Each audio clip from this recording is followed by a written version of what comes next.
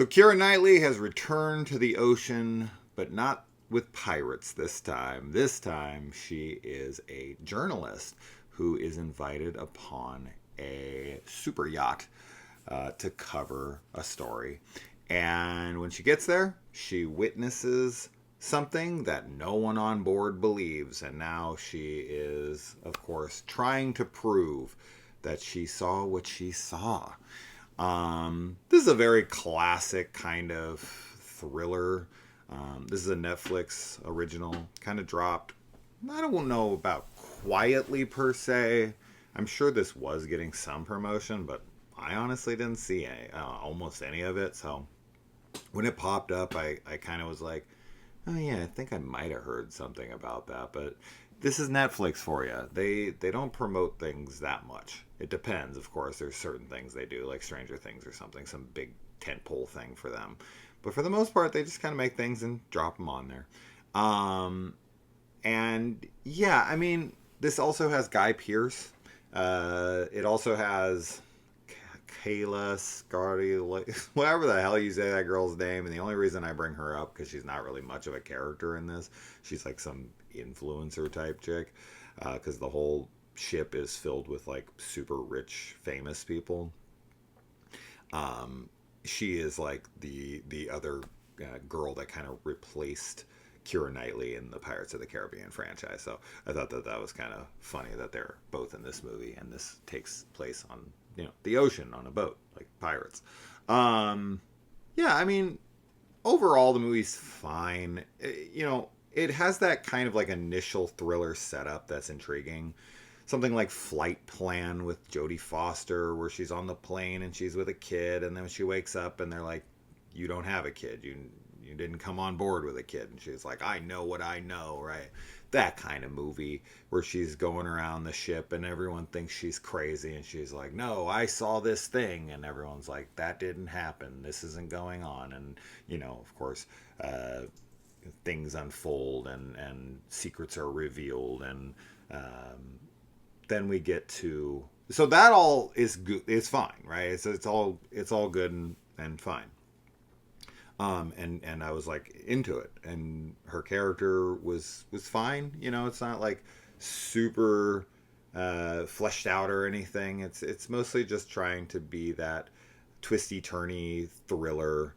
And for all of that, it was a very classic setup, and I was into it enough, right? Like the movie was good throughout, and then we get to the last like 15 minutes, right? The climax of the film, and it just kind of turns into the basic nonsensical Hollywood BS type ending where people are making rash decisions in the moment. And yeah, while you could argue cornered people do stupid things and maybe it's not that unbelievable, it just feels so silly.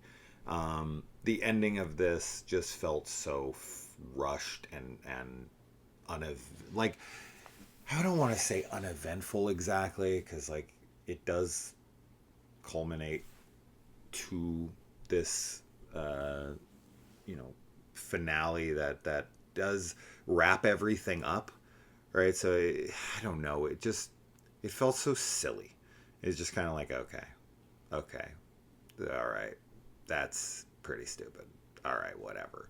But just, yeah, it reminds me of like 90s thriller endings where it's just conveniences and contrivances and silliness, and you're just like, okay, all right, that's fine.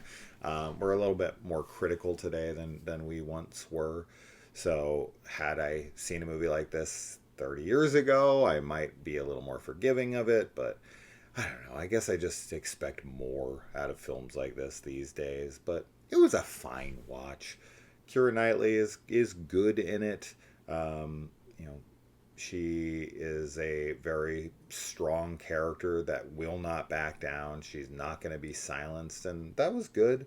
The characters on board, for the most part, are all kind of like basic archetypes of other rich people who, of course, are above it above the fray. And as you guys all know, like I'm already primed to be suspicious and distrust these types of people because I genuinely hate rich people. Um, and yeah, so overall, I wouldn't rush to it. It's on Netflix. If you're like really into thrillers and you kind of just like the classic thrillers that are going to do very basic things and are somewhat satisfying as far as like the conclusion of it all goes. I said it was stupid, but it wraps up in the way that one would expect.